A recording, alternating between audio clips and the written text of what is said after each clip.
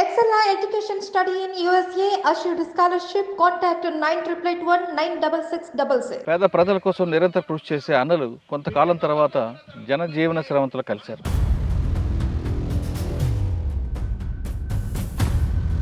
ఎందుకు అప్పట్లో peoples war వెళ్ళారు? వెళ్ళిన తర్వాత మీరు అనుకున్న లక్ష్యం సాధించారా లేదా? కల్వకుర్తి ప్రాంతంలో భూస్వాములకు సంబంధించినటువంటి పెత్తందారి విధానం బలంగా ఉండేది. సేమ్ టైం కారంచేటి సంఘటన. పెద్ద కొత్తపల్లి పోలీసులు ఎందుకు చేయాలనుకున్నారు? చాలామంది ఎన్కౌంటర్లో చనిపోయారు కాబట్టి పోలీసులను నిర్వహించాలి. ప్లస్ పెద్ద కొత్తపల్లి పోలీస్ స్టేషన్ బ్లాస్ట్ చేయడానికి వెనక ఆయుధాల కోసం మీరు చెప్తున్నారు. అసలు ఆ రోజు ఏం జరిగింది? యాక్చువల్గా ట్రాక్టర్తో పోయి మేము అటాక్ చేయాలి. మాకు అంతంతా డ్రైవింగే కదా. ఒక ట్రాక్టర్ తీసుకొచ్చి మావాడు చెట్టు ఎక్కించిండు. కానీ అదే ఘటనలో పోలీసులు మొదటిసారి గ్రానైట్లు విసిరబట్టే కూడా మీరు అందరూ పారిపోయారనేది వార్త. వాస్తవంగా బక్కన లేకపోతే నేను ఇలా లేను అటాక్లో. అంటే అసాల్ట్ టీమ్ అన్నప్పుడు ఏముంటుంది సార్ అంటే చనిపోతామని ముందరికి వెళ్తాం. అందులో నలుగురం. ఒక సివిలియన్ నిలబడి ఉన్నాడు. మేము ముందుకు దూసుకొని వెళ్తున్నాం. ఇద్దరమే, నేను మోహన్. ఆయన దగ్గర ఉన్నటువంటి పిస్టల్ ముంగల్నే ఉంది. తన ప్రాణాలని అడ్డుపెట్టి ఫైరింగ్ చేస్తూ లోపలికి వచ్చి తీసుకెళ్ళి రాజన్న కానీ సాంబశివుడు ఎవరిని కనపడినా ఇంకంతే, అది డాష్ మాటలు. మరి అటువంటి నిర్బంధంలో మీరు ఎలా తిరిగారండి? మనం కూర్చున్న ఏరియాలో ఒక 3 years 4 years కమాండర్గా చేశాను సార్. నేను సరెండర్ అయినప్పుడు మాట్లాడుతూ కానీ మరి పోలీసులు ఎందుకు రాజన్న వైపు ఎక్కువగా ఫోకస్ చేశారు? అప్పుడు ఉద్యమం మొత్తం నీరుగారిపోయిన తర్వాత ఒక 4 members మిగిలినాం ఇక్కడ మన జిల్లా. ఆ 4 members కా నుంచి మళ్ళీ స్టార్ట్ అయినాం కదా. ఎంతకాలం మీరు ఉన్నారు? నేను 14 సంవత్సరాలు. మరి ఎందుకు బయటకు వచ్చారు? వాస్తవంగా సార్ నేను బయటికి రావడానికి కారణం ఏంటిదంటే, రాకముందు ఒకసారి అరెస్ట్ అయినట్టున్నారు కదా? అరెస్ట్ అయినా కొంత అప్పుడు ఎట్లా ఉన్నాం సార్, మనకు కొద్దిగా ర్యాష్గా ఉంటుంటే, కొద్దిగా ఉద్యమ స్వభావం ఉంటుండే. జైలు వార్డెన్కు నాకు ఇద్దరము కొట్టుకోవడం జరిగింది. క్రాంతి రణదేవ్ దగ్గర పనిచేశారు. ఆయన చాలా పెరోషియస్గా ఉంటాడని, ఎవరి మాట వినడు అని, ఒంటెత్తడి పోకళ్ళు పోతుంటాడనేది ఒక వార్త వాస్తవం అంటారు. ఒక 19 రోజులు చిత్రహింసలు పెట్టిన తర్వాత అంటే ఎవరికైనా బాధగా సార్, గొడ్లు అరిచినట్టు అరుస్తూ ఉన్నాం. కానీ క్రాంతి రణదేవ్ అనేటువంటి క్యాండిడేట్ నాకు భగత్ సింగ్ కథ వింటాం కదా సార్, ఆ భగత్ సింగ్ లెవెల్ అని మళ్ళీ కిందికి దించంగానే మళ్ళీ మీసాల మీద చేసి నవ్వడం అనేటువంటిది వాస్తవంగా అక్కడ ఉన్నటువంటి ఓఎస్డి చెయ్యి టోపీ తీసి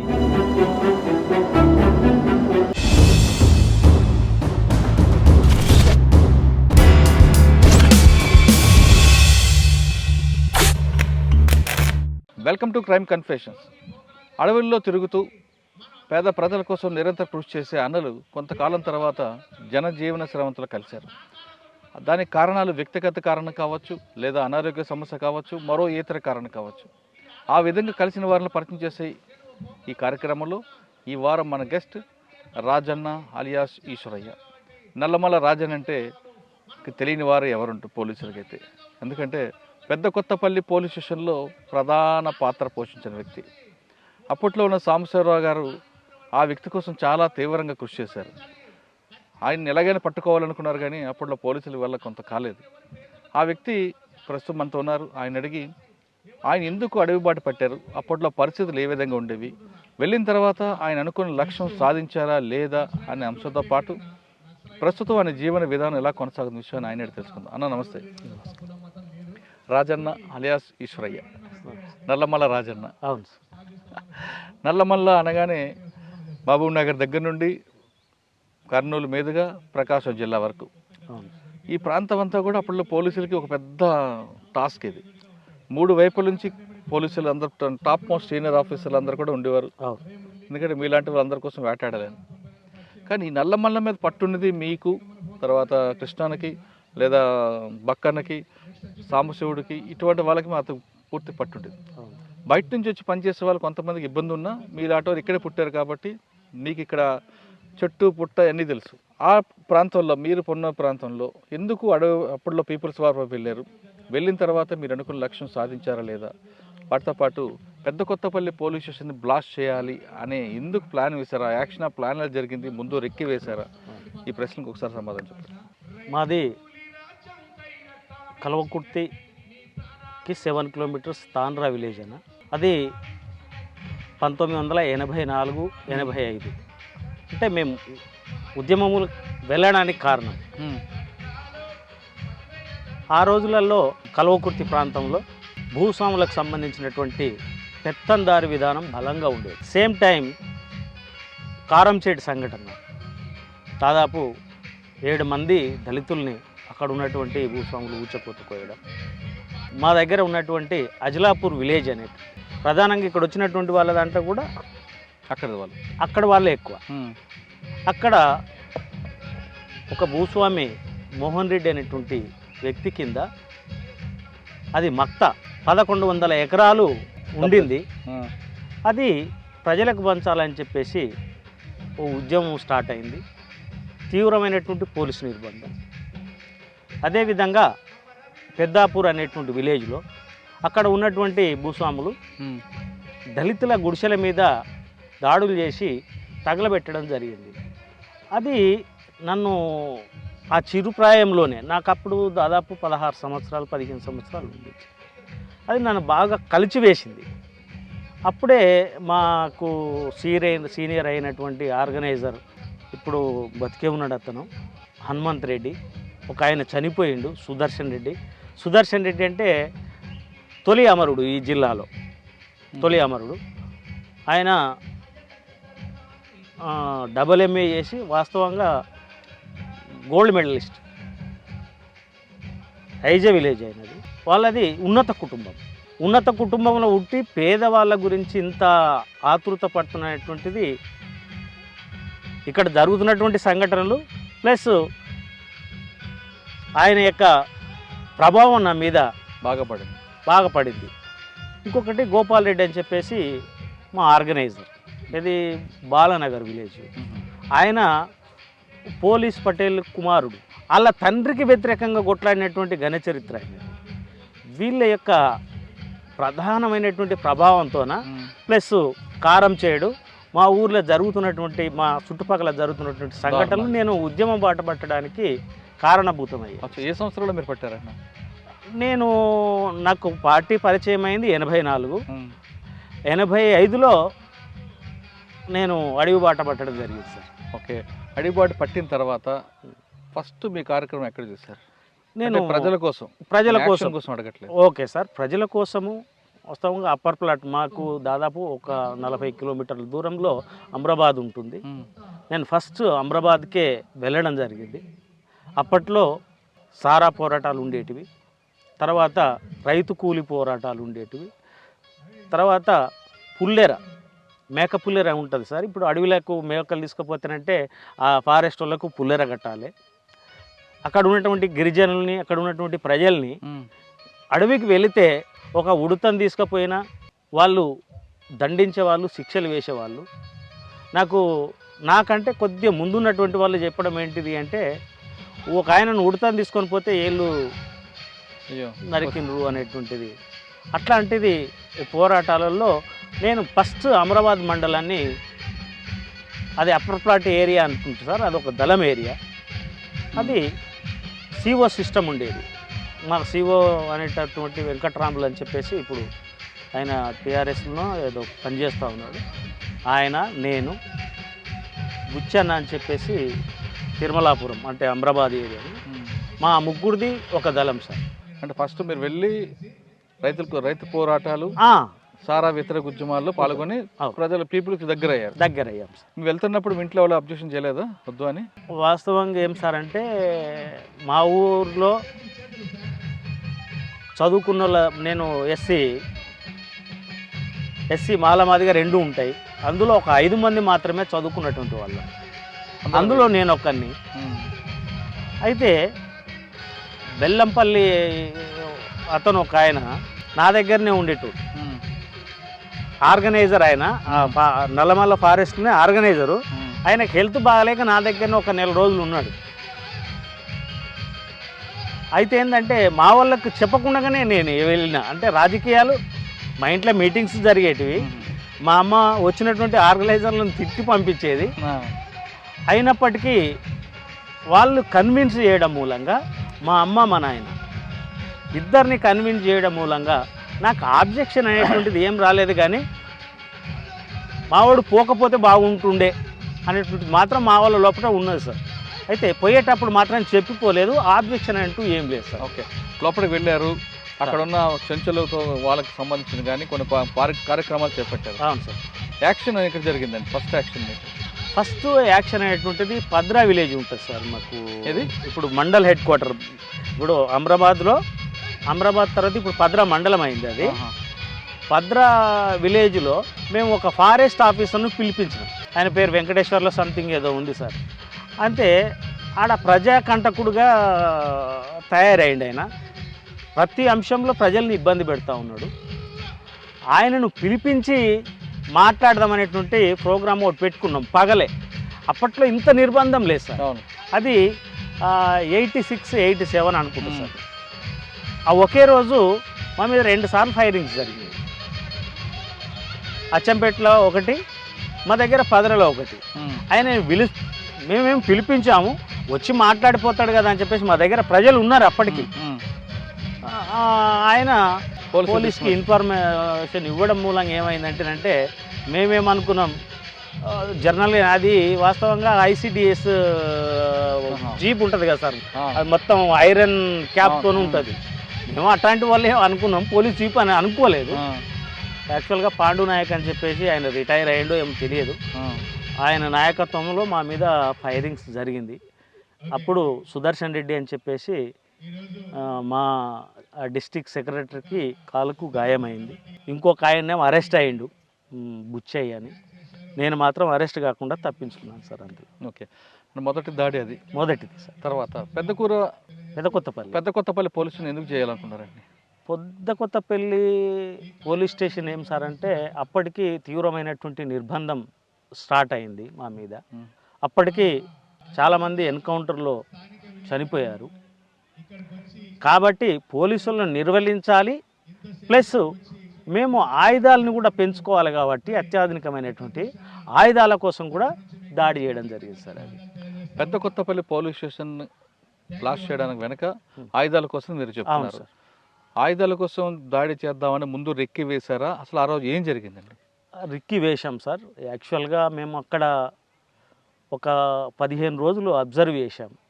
అక్కడ ఉన్నటువంటి సివిల్ వ్యక్తుల ద్వారా తెలుసుకోవడం, స్వయంగా నేను కూడా వెళ్ళినాను. అక్కడ మొత్తం పరిసరాలను మొత్తం రిక్కి చేశాం. ఫస్ట్ రోజు ఫెయిల్ అయినాం సార్.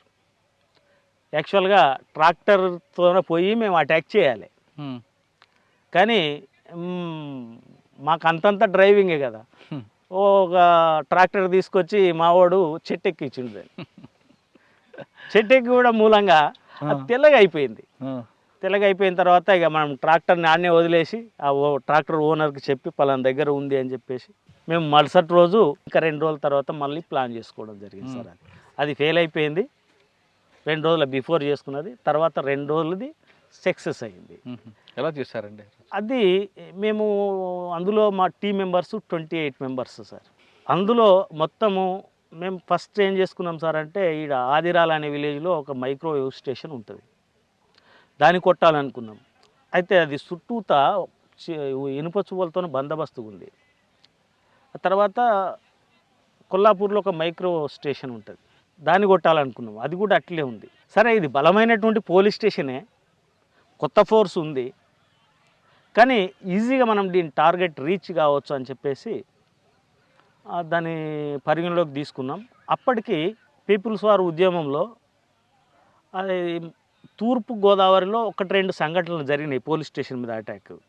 కానీ ఈడ 3 సెంట్రీ పెట్టారు, ఆడ సింగిల్ సెంట్రీ. ఈడ వెనక సైడ్ ఒక గార్డు ఉంది, ముంగటి సైడ్ ఒక గార్డు ఉంది, టాప్ పోస్ట్లో కూడా ఉన్నారు. అంటే మావోయిస్ట్ పార్టీ చరిత్రలోనే ఇంతమంది సెంట్రీలు ఉన్నటువంటి పెదకొత్తపల్లిని అటాక్ చేయడం అనేటువంటిది ఆ రోజుల్లో సంచలనమైంది. ఎన్ని గంటలకు స్టార్ట్ అయిందండి? ఎన్ని గంటలకు ఎండ్ అయింది? అది 5 గంటలకు స్టార్ట్ అయింది సార్. సాయంత్రము మేము ఒక 3 బండ్లల్లో రావడం జరిగింది. ఒకటి ఏంటంటే అసాల్ట్ టీమ్, ప్లస్ దానికి సపోర్ట్ టీం, తర్వాత ఈ సెంట్రీని కొట్టేటటువంటి ఒక టీం. అందులో మాకు గాయాలైనాయి. నాకు గార్డుగా ఉన్నటువంటి మోహన్ అని చెప్పేసి ఆ అబ్బాయి కూడా చనిపోవడం జరిగింది మన కళ్ళ ముంగల్ని. అది అంత సక్సెస్ అయిందని చెప్పలేం, కానీ ఆయుధాలు మేము అనుకున్న రీతిలో ఒక 6 మాత్రమే దాన్ని మనం రికవర్ చేయగలిగినాం. కానీ అదే ఘటనలో పోలీసులు గ్రానైట్లు విసిరబట్టే, మొట్టమొదటిసారి గ్రానైట్లు విసిరబట్టే కూడా మీరు అందరూ పారిపోయారనేది వార్త ఉంది. లేదు సార్, వాస్తవంగా గ్రెనేడ్లు విసిరినరు. ఇప్పుడు బక్కన్ అనేటువంటి ఇనాగ్రేషన్ చేసిండ్రుగా, ఆయన కూడా ఇందులో ఒక మెంబరు. వాస్తవంగా బక్కన లేకపోతే నేను ఇలా లేను అటాక్లో. అంటే అసాల్ట్ టీం అన్నప్పుడు ఏముంటుంది సార్ అంటే చనిపోతామని ముందరికి వెళ్తాం. అందులో 4. అప్పటికి డీసీఎస్గా ఉన్నటువంటి నాగానని కుమారస్వామి అని చెప్పేసి వరంగల్ అతను, నేను, వాళ్ళ భార్య లక్ష్మి అని చెప్పేసి మా ప్రాంతమే. నాకు గాడుగా ఉన్నాడు మోహన్. అంటే ఇప్పుడు సాంబశివుడు మనం ఉన్నాడు కదా, ఆ సాంబశివుడు సెంటర్ని కొట్టాలి, మేము దాంట్లోకి వెళ్ళిపోవాలి డైరెక్ట్గా. ఒక చిన్న పొరపాటు మూలంగా ఆయనకు వెపన్ పేలలేదా సాంబశివుడిది ఏదో కానీ సెంటర్ని కొట్టలేకపోయిండు. ఆ సెంటర్ని కొట్టే బాధ్యత మా మీద పడడంతోనే అది ఫెయిల్ అయింది సార్. గ్రెనేడ్స్ కాదు, యాక్చువల్గా గ్రెనేడ్స్ ఇసడం మూలంగా మేము పోలేదు. యాక్చువల్గా ఎవరైతే టార్గెట్ని అయితే రీచ్ కావాలన్నా దాన్ని కొట్టకపోవడం మూలంగా మేము ఒక అడుగు వెనుక ఉన్నట్లే కదా సార్. ఇప్పుడు ఒక సెంటర్ని కొట్టాలి, సెంటర్ని కొట్టాలంటే ఏ బాధ్యత తీసుకున్నారో ఆ బాధ్యుడే దాన్ని కొట్టాలి. అది మా మీద పడడంతో ఏమైంది అంటేనంటే అక్కడ యాక్షన్ ఎంతైతే మనం తొందరగా చేయాలనో అంత తొందరగా చేయలేకపోయినాం. అంటే దానివల్ల నష్టం జరిగిందా, లాభం జరిగిందా? నష్టమే జరిగింది సార్. యాక్చువల్గా ఏం సార్ అంటే అక్కడ ఉన్నటువంటి కొత్త ఎస్ఐ చాలా షార్పు, భాస్కర్ గౌడ్. ఒక సివిలియన్ని మాకు స్పష్టంగా కనబడుతుంది సార్, నేనే కదా దాన్ని లీడ్ చేసింది. ఒక సివిలియన్ నిలబడి ఉన్నాడు, ఆయన ఉన్నాడు. మేము ముందుకు దూసుకొని వెళ్తున్నాం, ఇద్దరమే, నేను మోహన్. ఆయన దగ్గర ఉన్నటువంటి పిస్టల్ ముంగల్నే ఉంది, దాని పోచు కూడా ఉంటుంది, పోచు కూడా తీయలేదు అతను. ఇంకప్పుడు వాళ్ళకు కూడా కొద్దిగా ప్రాణ రక్షణ ఉండాలి కదా సార్. ఇమ్మీడియట్లీ తీసుకొని ఫైర్ చేయడంతో నా ముంగట నాకు గాడుగా ఉన్నటువంటి వ్యక్తి పడిపోయాడు. అన్న బాలన్న నాకు బుల్లెట్ పడ్డది అంటే అప్పుడు ఏం చేయలేము. ఆయన Bhaskar Goud first fire open చేస్తారా? Bhaskar Goud first fire open చేసిండు. మేము ఫస్ట్ ఓపెన్ చేసినాం సార్. ఓపెన్ చేసుకుంటేనే వెళ్ళిపోయినాం. అయితే అక్కడ ఉన్నటువంటి సివిలియన్ ఆయన హజాన్ బావుడ్ లాగా ఉన్నాడు. మేమేమో సివిలియన్ అనుకోం కదా సార్. మేము ఆటో ఫైర్ చేసుకుంటూ వెళ్ళిపోయినాం. దాదాపు జల్లడ అయిపోయింది అనేది మొత్తం శరీరం. ఆయన ఇమ్మీడియట్గా తీసుకొని మా మీద ఫైర్ చేస్తానంటే మా దగ్గర ఉన్నటువంటి చనిపోయాడు. మీరు ఎలాగ రిట్రీట్ అయ్యారు అక్కడ నుండి? మేము మా వన్ని సెంట్రీ ప్లేస్లో కూర్చుని సార్. అందులో ఆయుధాలు రికవర్ చేసినాము. ఒక 2 దొరికారు మాకు, ఒకరు కానిస్టేబుల్. ఆయనకు చెప్పినాం, మేము మిమ్మల్ని చంపడం కోసం కాదు వచ్చింది, మేము కేవలం ఆయుధాల కోసమే వచ్చినాం. మా వ్యక్తి ఇట్లా గాయపడిండు, తీసుకొని పోయి మా వాళ్ళ దగ్గర ఇడిచిపెట్టని చెప్తే ఆయన్నే మోసుకొని పోయిండు. మరి ఎస్ఐ ఎక్కడ ఉన్నారు అప్పుడు? ఎస్ఐ దుంకి వెళ్ళిపోయింది సార్, వెళ్ళిపోయింది ఆయన. ఫైర్ ఓపెన్ చేసుకో మొత్తం వాక్ఫై అయిపోయింది మాది. టాప్ పోస్టులు ఉన్నారు కదా, ఆ టాప్ పోస్ట్లో ఉన్నటువంటి కాడ కూడా ఫెయిల్ అయింది. అంటే మేము ఏదైతే మైన్ పెట్టామో ఆ నిచ్చెన దగ్గర పెట్టాం సార్. మాకు తెలియదు కదా, కొద్దిగా అంతా రెక్కి వేసినా కూడా నిచ్చెన ఎక్కడ ఉంటుంది, అది ఏడు ఉంటుంది అనేటువంటిది తెలియదు. అది కొంత ఏమైండే సార్ అంటే అది మైన్ పెట్టడం మూలంగా ఆ కప్పు మన ఆర్సీసీ బిల్డింగ్ అయితేనే కూలిపోతుంది. ఇది మన రేకులో సంథింగ్ అది ఉంటాయి కదా సార్, మన బొచ్చలతో పెడతారు, అది అక్కడనే కూలిపోయింది, అది నిచ్చెన పడిపోయింది. పెద్ద కొత్తపల్లి పోలీస్ స్టేషన్కి మీరు వెళ్ళారు. ఫస్ట్ సాంబశివుడు చిన్న మిస్టేక్, తర్వాత మీ మీద పడింది. అవును సార్. మీరు లోపలికి ఫైర్ చేసుకుని వెళ్ళేసరికి ఎస్ఐ గారి ముందు ఒక సివిలియన్ నిల్చున్నారు. అక్కడ మిస్టేక్ జరిగింది, ఆయన చనిపోయాడు. దాంతో ఆయన ఫైర్ ఓపెన్ చేశారు. ఫైర్ ఓపెన్ చేసుకుంటూ ఉన్నాడా, పారిపోయాడు ఆయన? పారిపోయాడు సార్, చనిపోయాడు. మేము స్టేషన్ గ్రానైట్లు వేయబట్టే మేము ఆ రోజు సేవ్ అయ్యామంటుంటారు.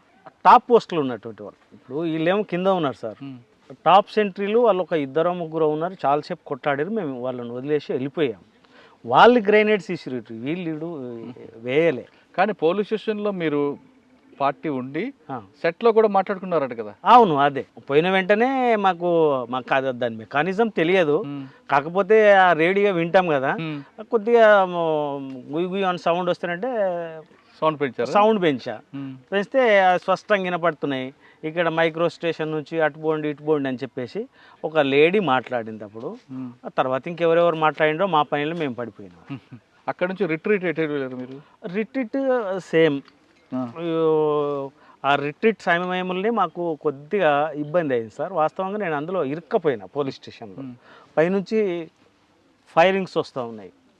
అదే ఇప్పుడు నేను మాట్లాడుతూ బక్కన్నది కూడా చెప్పా. ఆ బక్కన్న వాస్తవంగా ఏంటిదంటే అప్పటికి నా దగ్గర దళ సభ్యుడు సార్ అతను. నేనంటే విపరీతమైన ప్రేమ అతనికి. నాకు ఆయన అంటే విపరీతమైనటువంటి నమ్మకం, కాన్ఫిడెన్స్.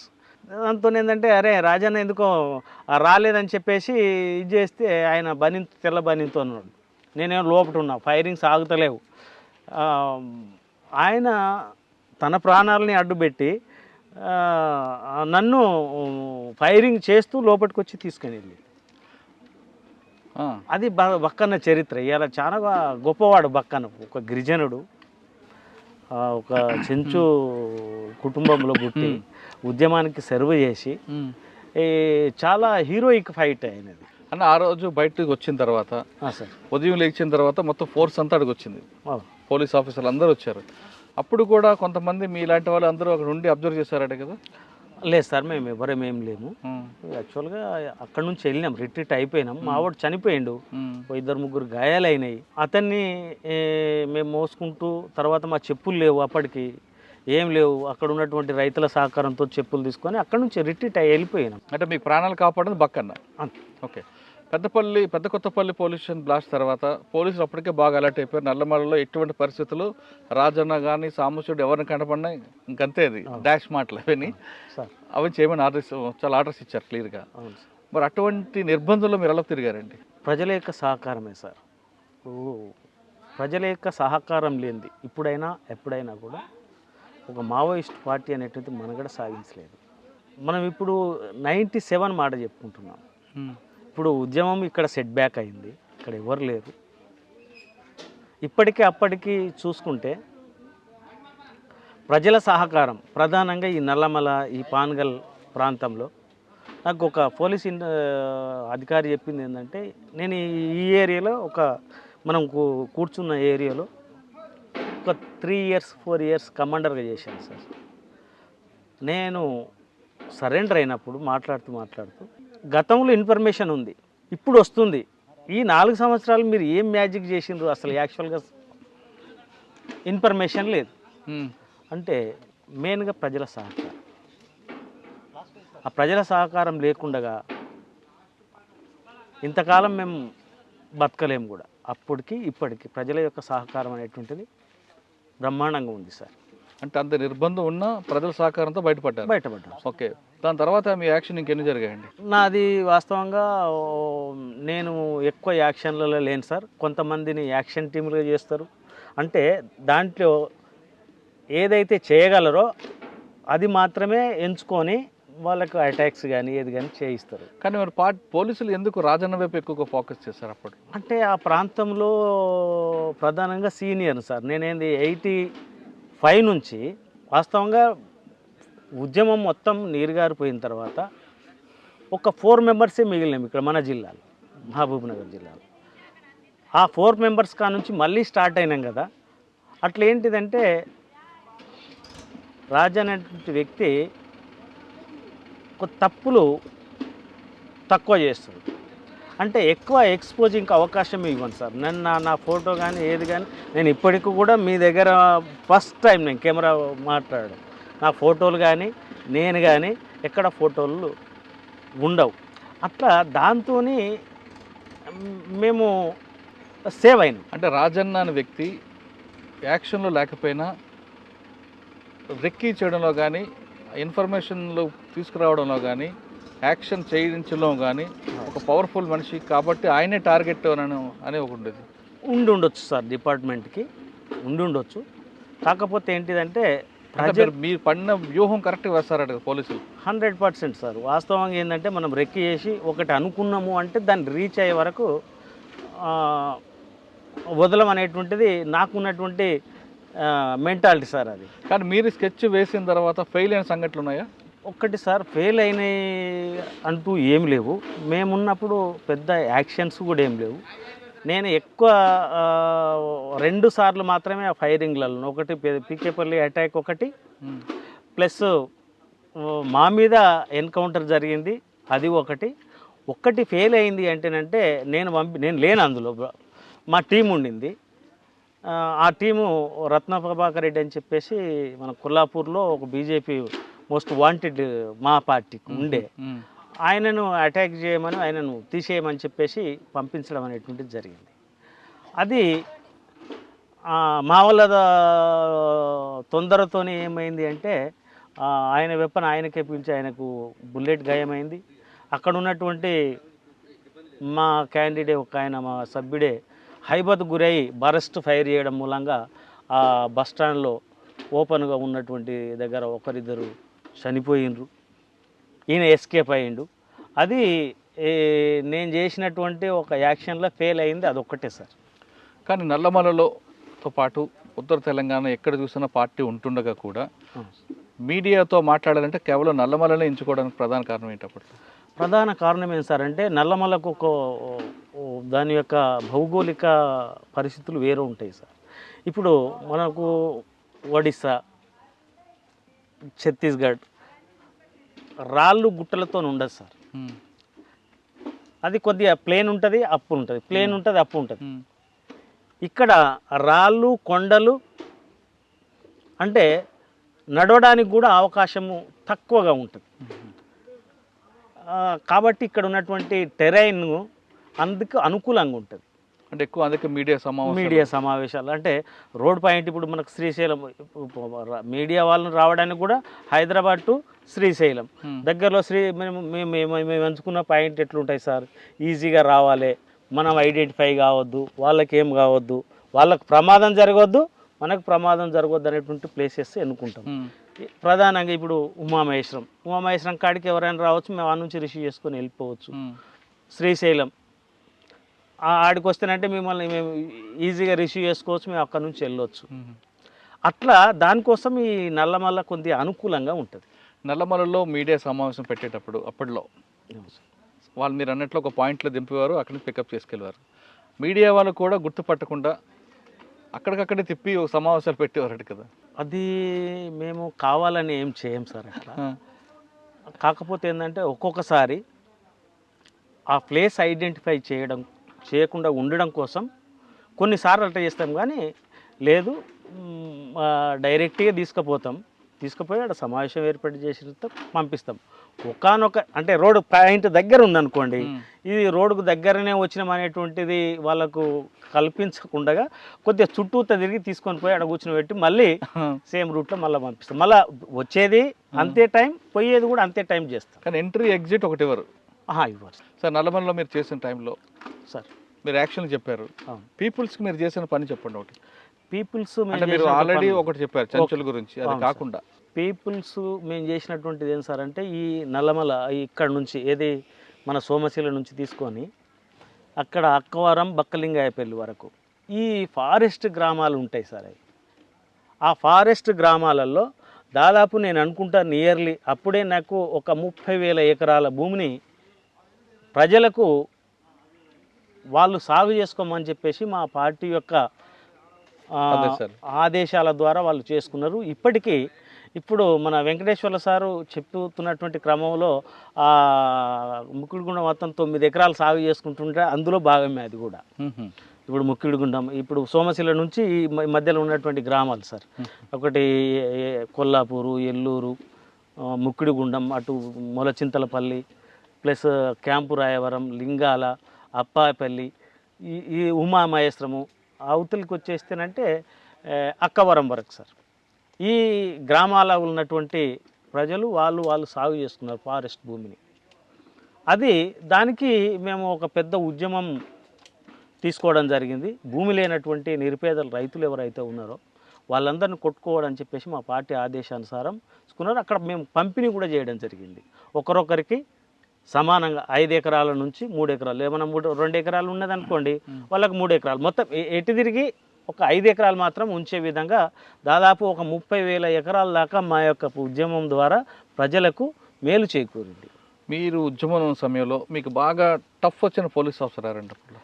మాకు టఫ్ వచ్చిన ఆఫీసరు అంటే అందరూ ఆల్మోస్ట్ అంటే ఆల్మోస్ట్ చాలామంది ఇక్కడ వాస్తవంగా ఎంత టఫ్ ఇచ్చినారో వాళ్ళే ఇలా ఈ మాజీ మావోయిస్టులకు సహకరిస్తున్నటువంటి టీము. అంటే ఇక్కడ 2 రకాలు ఉంటాయండి. ఉద్యమాన్ని సానుభూతి పరంగా సామాజిక కోణంలో లాండ్ ఆర్డర్గా చూసేవాళ్ళు కొంతమంది ఉంటే, అవును, ఆ ఉద్యమాన్ని లాండ్ ఆర్డర్ ఇష్యూ కాదు, ఈ సామాజిక కోణంలో ఉండాలి, వీళ్ళు మనలాంటి మనుషులు అంటూ మీ వైపు సానుభూతి లాంటివి చూపిస్తూ కొంచెం సాఫ్ట్ కార్నర్ వెళ్ళే వాళ్ళు కొంతమంది ఉంటారు. మరి కొంతమంది లాండ్ ఆర్డర్ ఇష్యూ ఖచ్చితంగా వాళ్ళని ఇష్యూ చేయాలి, వాళ్ళని క్లోజ్ చేయాలని కొంతమంది ఉంటారు. మరి కొంతమంది పార్టీలోకి మన అప్పుడున్న యువత వెళ్లకుండా వాళ్ళ మార్పు తీసుకొచ్చి ఆ భావజాలం వైపు తిరగకుండా మార్చే వాళ్ళు మరికొంతమంది ఉంటారు. ఈ మూడింటి కూడా పార్టీకి నష్టం చేకూర్చేవి. ఒక్కొక్క రకంగా ఒక్కొక్కటి ఉంటుంది. కానీ ఎక్కువగా నష్టపరిచేది పార్టీకి అప్పుడు ఎవరండి? అప్పట్లో వాస్తవంగా కొంత బాలసుబ్రహ్మణ్యం ఎస్పీగా చేసినటువంటి, తర్వాత సాంబశివరావు, ఆయన ర్యాష్గా వెళ్ళకపోయేటోళ్ళు వీళ్ళిద్దరూ. కాకపోతే మోటివేషన్, ప్రజల్ని వెళ్ళకుండా వాళ్ళ పిల్లలు వెళ్ళకుండా మోటివేషన్ చేసేదంటూ వీళ్ళు ప్రధానంగా. తర్వాత కొత్తకోట శ్రీనివాసరెడ్డి, వినాయక లడ్డా, మహేష్ చంద్ర లడ్డా, వీళ్ళు కొంత ఉద్యమాన్ని నిలువరించాలి అనేటువంటి దాంతోన మూవ్ అయినరు. అయితే ప్రభుత్వం ఇచ్చేటటువంటి ఫలాలు సరెండర్ అయినటువంటి వాళ్ళకు అందరు సక్రమంగానే అందించారు. కొద్దిగా ఏంటంటే కొద్దిగా రఫ్గా వచ్చేటటువంటి ర్యాష్గా వచ్చేటటువంటి వాళ్ళు కొంత ర్యాష్గా ఉన్నప్పటికీ వాళ్ళ లోపల కొంత మెతకదనం ఉండేటువంటి వాళ్ళు అంట బాలసుబ్రహ్మణ్యం ప్లస్ సాంబశివరావు సార్. ఎంతకాలం మీరు ఉన్నారండి ఉద్యమంలో? నేను 14 సంవత్సరాలు ఉన్నాను. మరి ఎందుకు బయటకు వచ్చారు? వాస్తవంగా సార్ నేను బయటికి రావడానికి కారణం ఏంటిది అంటే, రాకముందు ఒకసారి అరెస్ట్ అయినట్టున్నారు కదా? అరెస్ట్ అయినా సార్, ఒకసారి అరెస్ట్ అయ్యాను. ఎక్కడ అరెస్ట్ అయ్యారు? నేను నాగ్పూర్లో అరెస్ట్ అయ్యాను సార్. నేను క్రాంతి రణదేవ్ ఇద్దరం ఒకేసారి అరెస్ట్ అయ్యాము. ఇక్కడ నుంచి నేను పనుల రీత్యా ఈస్ట్కు ట్రాన్స్ఫర్ అయినా, అంటే బయటి పనులే ఎక్కువ చేశాను, అంటే కొరియర్గా. ఇప్పుడు నేను గణపతికి కొరియర్గా చేశాను, క్రాంతి రణదేవ్కి చేశాను, తర్వాత అప్పారావు, శాఖమూరి అప్పారావు. ఆ టెక్ అవసరాల రీత్యా నన్ను అక్కడికి ట్రాన్స్ఫర్ చేయడం జరిగింది. నాగ్పూర్లో అంత ఈజీగా ఎలా దొరికారు? ఈజీగా అంటే సార్, అప్పటికే చాలామంది ఒక బెల్ట్ అరెస్ట్ అయ్యిండ్రు, 18 మంది అరెస్ట్ అయ్యిండ్రు అంతకుముందు నాకంటే బిఫోర్. నేను లాస్ట్గా ఆదిలాబాద్లో శంకర్రావు అని చెప్పేసి ఒక ఆయన ముందు అరెస్ట్ అయ్యిండు, ఇంకొక ఆయన అరెస్ట్ అయ్యిండు. ఈ క్రాంతి రణదేవ్ ఉన్నాడు కదా సార్, ఆయనకు అప్పుడే కొత్తగా పెళ్ళి అయింది. ఆయనకు ఒక రూమ్ తీసుకున్నారు వాళ్ళ మిస్సెస్కు, ఆయనకు ఆ రూమ్ మాకు షెల్టర్కి ఇచ్చారు. ఆయన వాళ్ళు వెళ్ళిపోయిన తర్వాత ఆ షెల్టర్ ఇచ్చిండు. ఆ రూమ్ ఎవరైతే మా కోసం తీసుకున్నాడో రణదేవ్ కోసము, వాళ్ళు అరెస్ట్ అయ్యారు, భార్యాభర్తలు. వాళ్ళు అరెస్ట్ అయ్యడంతో మా డెన్ను దొరికింది. మా డెన్నులో మేము పోయింది ఒక 4 రోజులు 5 రోజులు ఉన్నాం సార్, అంతే. 5 రోజులలోనే మమ్మల్ని వాళ్ళు క్యాచ్ చేశారు. అంటే వాస్తవంగా హైదరాబాద్ నుంచి చేసిండ్రు, హైదరాబాద్ మన ఏపీ పోలీస్ నుంచి మేము రక్షింపబడి ప్లస్ అటు పోయిన తర్వాత ఈజీగా క్యాచ్ అయినాం సార్. కారణం ఏంటిది అంటే, అప్పుడు నాగ్పూర్ అనేటువంటిది ఇప్పుడు చాలా డెవలప్డ్ సిటీ అయింది సార్. అప్పుడు ఏంటంటేనంటే ఆ ట్రక్, మాకు తెలిసిన ఇన్ఫర్మేషన్, ఆ ట్రక్ వాళ్ళని మొత్తం కూడా జామ్ చేసి, ఇగో పలానా రూమ్ నుంచి పలానా రూమ్కి ఎవరు సామాన్లు తీసుకుపోయారంటే అట్లా ఐడెంటిఫై చేసి మాకు దొరికింది. తీసుకొచ్చి అక్కడ ఏ జైల్లో పెట్టారండి? నన్ను తీసుకొచ్చి ఫస్ట్ చంద్రాపూర్ జైల్లో పెట్టారు సార్. చంద్రాపూర్ జైలు నుంచి అమరావతి అంటే మహారాష్ట్ర అమరావతి, అది హై సెక్యూరిటీ యార్డ్. అందులో పంజాబ్ టెర్రరిస్టులు, నేను, ఒక శంకర్రావు, అంటే దాదాపు ఒక 18 మంది ఉండే షెల్లో మేమిద్దరము, కన్మలందరూ కూడా వాళ్ళు నార్త్ ఇండియన్స్ వాళ్ళు అంటే మీరు చేసిన యాక్షన్ ఎక్కడ ఉంటే మహారాష్ట్రలో ఎందుకు అరెస్ట్ చేశారు? అక్కడ అరెస్ట్ అంటే సార్ ఇప్పుడు అక్కడ కేసులు ఉన్నాయా? అక్కడ కేసులు ఏం లేవు. అక్కడే మర్డర్ కేసు పెట్టారు రాజూరా పోలీస్ స్టేషన్లో. ఇప్పుడు పోలీసు వాళ్ళు తలుచుకుంటే అవునండి. ఏమైనా చేయగలరు. ఇప్పుడు నేను అక్కడ యాక్టివిటీస్లో లేకున్నా నేను అక్కడ దొరికిన కాబట్టి అక్కడ ఏదో ఒక పోలీస్ స్టేషన్ సరౌండింగ్లో ఏదైనా యాక్షన్ ఏదైనా జరిగితే మమ్మల్ని దాంట్లో చూపిస్తాం. ఎంతకాలం ఉన్నారండి చంద్రపూర్ అమరావతిలో? 1 year ఉన్నా సార్. తర్వాత మరి ఏపీకి తీసుకురాలేదా మీకు? ఏపీకి తీసుకొచ్చారు సార్. ఏపీకి అంటే మన మహబూబ్ నగర్కి మళ్ళీ మహబూబ్ నగర్ జైల్లో కొంత అప్పుడు ఎట్లా ఉన్నాం సార్, మనకు కొద్దిగా ర్యాష్గా ఉంటుంటే కొద్దిగా ఉద్యమ స్వభావం ఉంటుండే. ఈ ప్రతిదాన్ని జైల్లో ప్రశ్నించడంతో కొద్దిగా జైల్లో కొద్దిగా గలాట అయింది. జైలు వార్డన్కు నాకు ఇద్దరము కొట్టుకోవడం జరిగింది. అప్పుడు మళ్ళీ వాళ్ళు నా మీద లాఠీ చార్జ్ చేశారు. లాఠీ చార్జ్ చేయడానికి నాకు బాగా దెబ్బలు తగినాయి. అక్కడ నుంచి కోర్టుకు తీసుకొచ్చారు, మహబూబ్నగర్ కోర్టుకి. మళ్ళీ కోర్టుకు అప్పచెప్పాలి కదా, అప్పటికి మాకు దెబ్బలు తాకినాయి నాకు. దాంతో ఏంటంటే దెబ్బలు తాగితే మళ్ళీ మేజిస్ట్రేట్ ముంగట వీళ్ళు చెప్తారు. ఎందుకంటే అప్పటికి మేము ఉద్యమంలో ఉన్నాం కదా, మళ్ళీ ఇదంతా లపడా ఎందుకు, ఆయన అక్కడ పంపించడం ఎందుకు, ఇక్కడనే పెట్టాలని చెప్పేసి ఇటు ఉంచడంతో అక్కడ కేసులు నేను మళ్ళీ దాన్ని వాళ్ళు ఏం చేయలేని నేను ఇక్కడనే రిలీజ్ అయిన బెయిల్ తీసుకొని వచ్చారు. వచ్చిన తర్వాత మళ్ళీ లోపలికి ఎందుకు వెళ్ళాలనిపించింది? అంటే ఆ కోపంతోనా? ఆ కోపంగా సార్. ఇంకొకటి ఏం సార్ అంటే ప్రతి వాళ్ళు అరెస్ట్ అయినటువంటి వాళ్ళు, ఉద్యమ భావాలు ఉన్నటువంటి వాళ్ళు మళ్ళీ ఉద్యమంలోకి పోవాలని చూస్తారు. అంటే అరెస్ట్ అయిన అప్పుడు మీకు ఎవరు కాంటాక్ట్ అయ్యారు బయటకు వచ్చాక? బయటకు వచ్చి సాధారణంగా బయటికి రాగానే పోలీసులు వేరే కేసులు లోన పంపిస్తారు కదా, మీ మీద నిఘా లేదా? కొద్దిగా మా ఊర్లో ఒక అడ్వకేట్ ఉండే సార్, మన మహబూబ్నగర్లోనా? మహబూబ్నగర్లో. ఆయన మా ఊర్లో ఒక ఆయన పార్థసారథి రెడ్డి అని చెప్పేసి అడ్వకేట్, నన్ను మా మిస్సెస్ను ఇద్దరిని కలిసి తీసుకొని పోయారు. తీసుకొని పోయిన తర్వాత ఏం లేదు సార్, మంచిగానే ఉంటారు, మళ్ళీ వాళ్ళు ఉద్యమంలో ఏం పోరు అని చెప్పేసి వాళ్ళు కాన్ఫిడెన్స్ ఇచ్చారు. సరే చూద్దాంలే, పరిశీలనలు పెడదామని చెప్పేసి పంపించారు. మాకు అప్పటికి కాంటాక్ట్ దొరకలేదు. ఆ కాంటాక్ట్ వచ్చిన తర్వాత మళ్ళీ వెళ్ళిపోవడం అనేటువంటి. నల్లమలకు వచ్చారా? నల్లమలకు పోయాను. అప్పుడు ఎంతకాలం ఉన్నారండి రెండోసారి? నేను 7 సంవత్సరాలు. ఓకే. 7 సంవత్సరాల్లో మీరు యాక్షన్లు ఏమున్నాయి? నాది మొత్తం ఆర్గనైజేషన్ ఫీల్డ్ సార్. యాక్షన్ ఇప్పుడు ఇటు సైడ్ వస్తే యాక్షన్స్ ఉంటాయి, అటు మన అమ్రాబాదు ఆ ఏరియాకి పోతే యాక్షన్స్ ఉంటాయి. నేను నల్లమల అంటే ఓన్లీ గిరిజన ప్రాంతాన్ని ఆర్గనైజ్ చేశాను. వాళ్ళకు వ్యవసాయం ఎట్లా డెవలప్ చేయాలి, వాళ్ళకు సహకార సంఘాలని ఎట్లా పెట్టాలి, అక్కడ సలేశ్వరము జాతర ఉంటుంది, అది ఒక కోమటి వాళ్ళ చేతిలో ఉండేది, అది గుంజి మళ్ళీ గిరిజనుల చేతులకు ఎట్లా అభివృద్ధి చేయాలనేటువంటిది. వాళ్ళకు వ్యవసాయం రాదు, వ్యవసాయం రాకపోతే వ్యవసాయానికి పనిముట్లు ఏం చేద్దాం, ఇది నా ఆర్గనైజేషన్ మొత్తం కాన్సన్ట్రేషన్ అంతా ఓన్లీ గిరిజనులు. అంటే మొత్తం టోటల్గా నల్లమలలోనే నా ఉద్యమ ప్రస్థానం అంతా. ఓకే.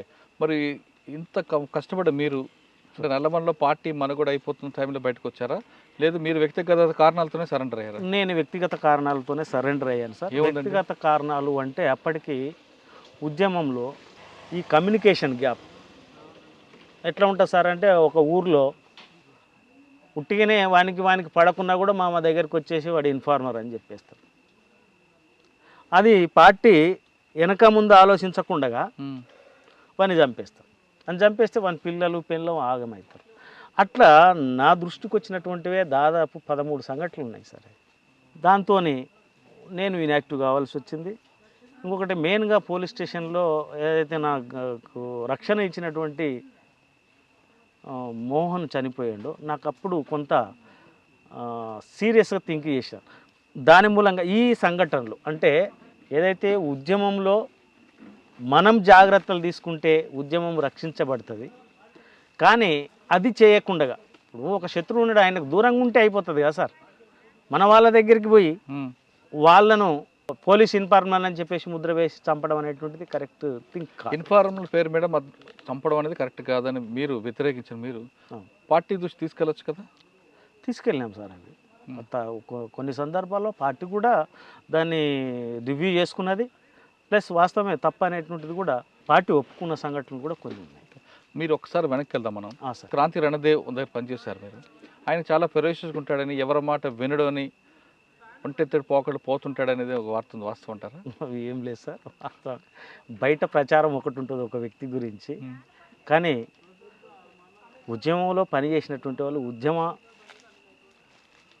ఎదుగుతున్నటువంటి క్రమంలో కొన్ని తప్పులు జరుగుతాయి, వాస్తవమే. కానీ అంత ర్యాష్గా ఉండి అర్థం చేసుకోలేనటువంటి పరిస్థితిలో ఏ కమ్యూనిస్టు పార్టీలో అంటే ఆయన ఎక్కువగా మైదాన ప్రాంతంలో ఉన్న వ్యక్తి అడవిలోకి రావడంతో ఆ ప్రాంతానికి ఈ ప్రాంతానికి వ్యత్యాసం తెలుసుకోకుండా కొన్ని నిర్ణయాల వల్లే పార్టీకి నష్టం జరిగింది. అందులో మేజర్ ఒక ఎన్కౌంటర్ కూడా జరిగింది అంటారు. ఆ ఎన్కౌంటర్ గురించి నాకైతే తెలియదు సార్. నేను ఉన్నటువంటి కొద్ది కాలంలోనే ఆయన అరెస్ట్ అయింది. అవును, ఒక సంఘటన సార్, ఆయన వాస్తవంగా ఎంత హీరోయిక్ అంటే ఒక 19 రోజులు మేము పోలీస్ స్టేషన్లో ఉన్నాం సార్, ఒకే పోలీస్ స్టేషన్. మాకేంది ఏడమున్నామనేటువంటి తెలియదు. నిన్న మొన్న ఒక సెన్సేషనల్ న్యూస్లో పోయింది రణబీర్ సింగ్ అని చెప్పేసి, అప్పుడు నన్ను ఆయన అరెస్ట్ చేసి మన బాంబే ఏదో కేసులో సార్ ఈ శివసేన రణబీర్ సింగ్ అతనే నన్ను అరెస్ట్ చేసింది మహారాష్ట్రలో. అక్కడ ఒక ఓఎస్డి ఉండే, ఒక 19 రోజులు చిత్రహింసలు పెట్టిన తర్వాత అంటే ఎవరికైనా బాధగా సార్, గొడ్లు అరిచినట్టు అరుస్తూ ఉన్నాం.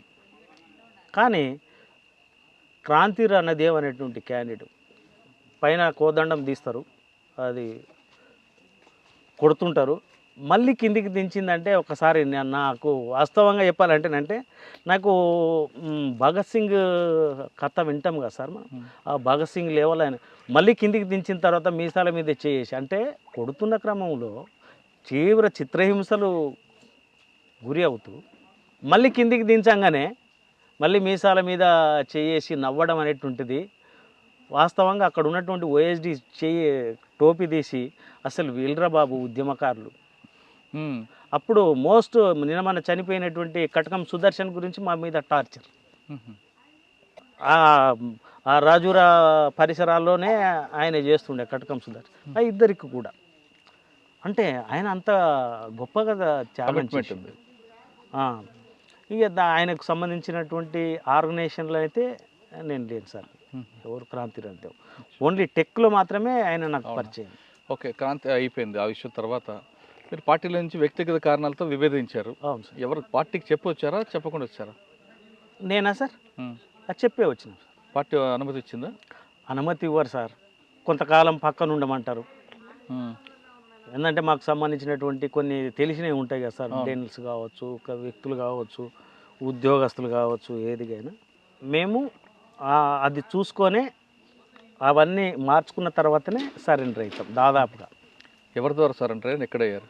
నేను ఇక్కడ లోకల్ మధుసూదన్ రావు అని చెప్పేసి ఎమ్మెల్యే గారు ఉంటారు, నేను ఆయన ద్వారా అంటే మా మిస్సెస్ వాళ్ళది ఇక్కడనే సార్, యాపట్ల అనే విలేజ్ పెద్దకొత్తపల్లి పక్కనే ఉంటుంది.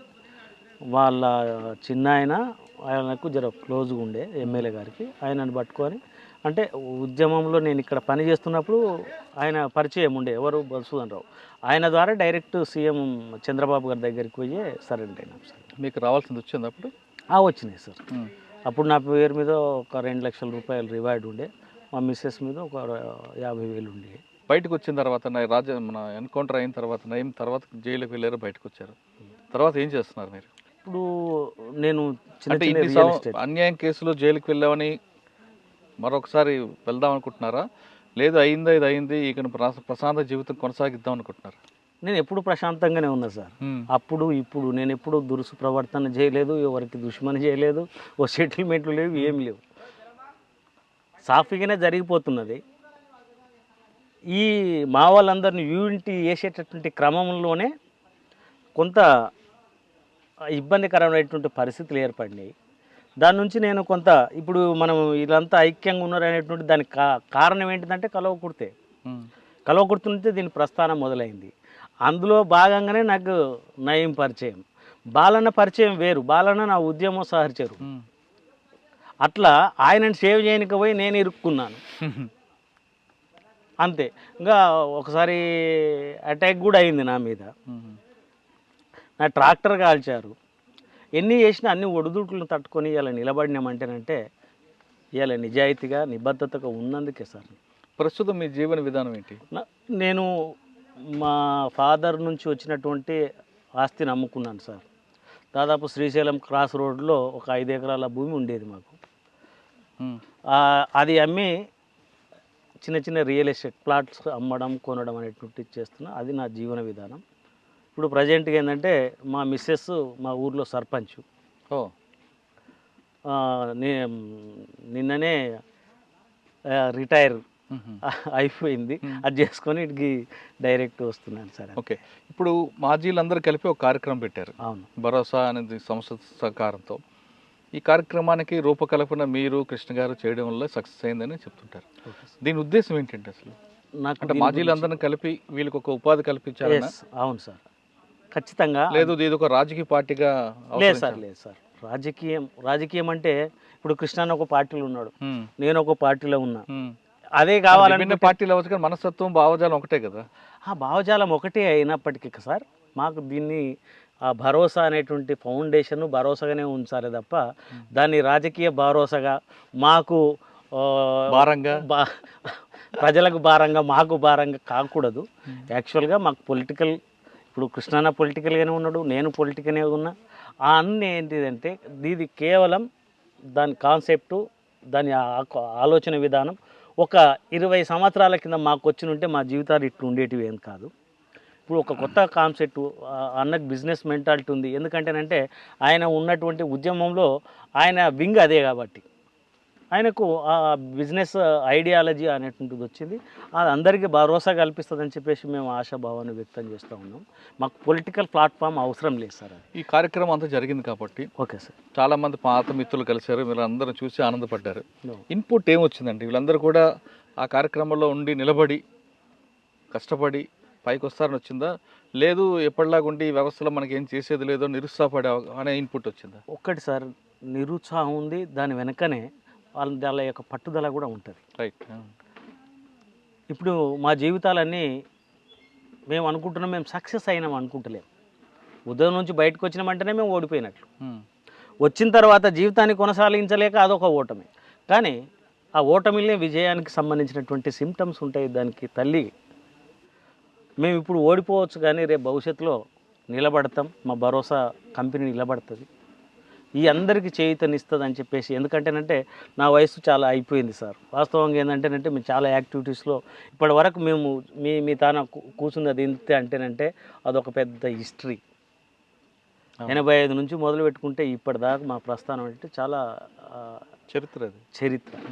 కానీ ఈ భరోసా అనేటువంటిది నేను కూడా వినడానికి వచ్చినాను సార్. వాస్తవంగా ఈ భరోసాకు సంబంధించినటువంటిది అన్న చెప్పిండు, ఇట్లా చేస్తే బాగుంటుంది అన్న అని చెప్పేసి. ఓకే అన్న, మీరు ఏది చేసినా కూడా మా యొక్క కోఆపరేషన్, అది కృష్ణన్నకు కూడా చెప్పిండు.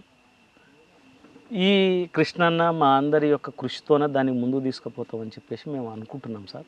మాకు పొలిటికల్ ప్లాట్ఫామ్ అవసరం లేదు. ఏదో ఒక పొలిటికల్ పార్టీలో ఉంటేనంటే మాకుండేటువంటి గౌరవం మాకు ఉంటుంది. ఎందుకంటేనంటే ఇవాళ ఇంత నిజాయితీగా ఉండి పనిచేసేటటువంటి వాళ్ళు ఇంకెవరు ఉండరు సార్ సమాజంలో. అది కమ్యూనిస్ట్ భావజాలం ఉండాలి. అది ఏ కమ్యూనిస్ట్ పార్టీ అయినా కానీ, నానా రకాల కమ్యూనిస్ట్ పార్టీలు ఉన్నాయి. ఇప్పుడు మావోయిస్ట్ పార్టీ ఉంది, సిపిఐ ఉంది, సిపిఎం ఉంది, జనశక్తి ఉంది, ప్రతిఘటన ఉంది. ఎవరైనా కూడా వాళ్ళందరూ నిజాయితీగానే ఉంటారు తమ స్థాయిలలో. ఇంత పట్టుదలగా పనిచేసినటువంటి వాళ్ళం మా గురించి మాకు ఇంతవరకు అయితే తెలియదు. ఒక మిత్రుడు వచ్చిండు, దానికి నాకు చేయూతనియండి, నేను మిమ్మల్ని అందరికీ భరోసా కల్పిస్తున్నప్పుడు మేము ఓటమి అని దాన్ని అనుకోవట్లేదు. ఓటమి నుంచి మేము విజయాల్ని నేర్చుకుంటాం. మాకు ఇప్పుడు ఉన్నటువంటి గవర్నమెంట్ వాస్తవంగా చెప్పాలంటే మన రేవంత్ రెడ్డి గారు పక్క విలేజెస్ సార్ నాది. రేవంత్ రెడ్డి గారు మా ఊర్లోనే చదువుకున్నారు. వాళ్ళ అన్న తిరుపతి రెడ్డి గారు మా ఊర్లోనే చదువుకున్నారు. వాళ్ళ ఫ్యామిలీ అంతా మనకు ముఖ పరిచయాలు.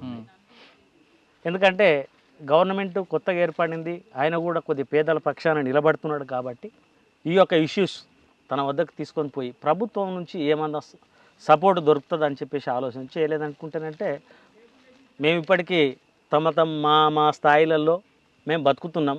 మేము గిరిజనులకే ఒక సహకార సంఘాన్ని ఏర్పాటు చేసినటువంటి వాళ్ళం. డబ్బులు లేవు అప్పుడు, గమ్. ఆ గమ్ అంతా ఒక తన పోగు చేసి అమ్ముకొని ఆ హాస్పిటల్ ఖర్చులు లేకపోతే అభివృద్ధికి ఖర్చు పెట్టుకో అని చెప్పేసి చెప్పినటువంటి వాళ్ళం. మేము ఇంతకాలం కనికష్టంగా బతికినాం. ఇప్పుడు తలా 4 రూపాయలు పోగేసుకొని ఒక పెట్టుబడి చేసి ఆ పెట్టుబడిని మళ్ళీ సంపదగా మార్చుకునేటువంటి ఒక ఐడియాలజీతో ముందుకు వస్తున్నాం. ఐడియా ఉంది, శక్తి కూడా ఉంది. శక్తి కూడా ఉంది. రైట్. భరోసా మాజీ అన్నలకు భరోసా కార్యక్రమం ఖచ్చితంగా నిలబడుతుందంటున్నారు రాజన్ గారు. గతంలో ఇలాంటి వనరులు లేని సమయంలోనే పేద ప్రజల కోసం చాలా కార్యక్రమాలు చేపట్టి వాళ్ళకి ముందు నడిపించిన వాళ్ళ మేము ఖచ్చితంగా మాకు ఇప్పుడు ఆదాయం లేకపోయినా మాకున్న శక్తి సామర్థ్యాలతో ఖచ్చితంగా భరోసాతో ముందుకు వెళ్తామంటూ చెప్తారు. కానీ ప్రభుత్వం కూడా తన వంతు సహకారం అందిస్తే ఇంకా మంచి కార్యక్రమం చేపట్టే అవకాశం ఉంది. ఇది కేవలం మహబూబ్నగర్ జిల్లాకే కాదు, రాష్ట్ర వ్యాప్తంగా విస్తరించి మాజీ అన్నలు కూడా దారి తప్పకుండా వాళ్ళ కాళ్ళ మీద వాళ్ళే నిలబడేలా ఈ భరోసా కార్యక్రమం చేపడుతుందా సిద్ధం. ఇది రాజన్న గారితో ఎక్స్క్లూజివ్ ఇంటర్వ్యూ. వచ్చే వారం మరో గెస్ట్తో మళ్ళీ కలుద్దాం. అంతవరకు నమస్తే. Thank you very much.